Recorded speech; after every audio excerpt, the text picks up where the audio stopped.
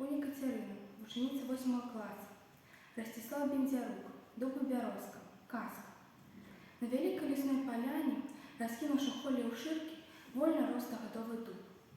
Маленечкой березцы, что была найближей, ён здаваўся волатам, які ўратуе ўсіх, калі ўварвецца вецер скразняк.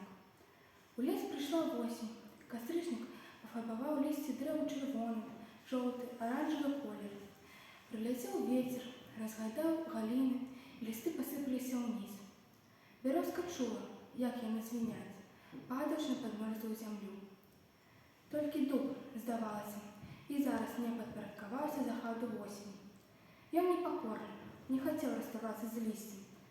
Які ён мужны, і адкуль яго столькі сіл, здзіўлялася бярозка. Нават як надышлі маразы, істота ажно пазвонкала на сцюдзённым ветрыку, але не пакідала галіну. Лісце, мусіць, сагравае старога, здагадвалася бярозка. Таму ён не адпускае яго ад сябе. А вясной з дубовых галін раптам пачала сыпацца лістота. Гэтак жа, як з астатніх дрэў увосень. Дуб апранаў новы, зялёны ўбор. «Дзядзечка дуб», – сказала бярозка, – «ты ж увосень і ўсю зіму зберагаў сваё лісце, а зараз так лёгка з ім развітваешся?»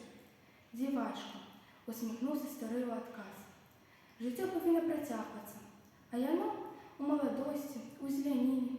Хто ў сілах супрацьстаяць гэтаму?»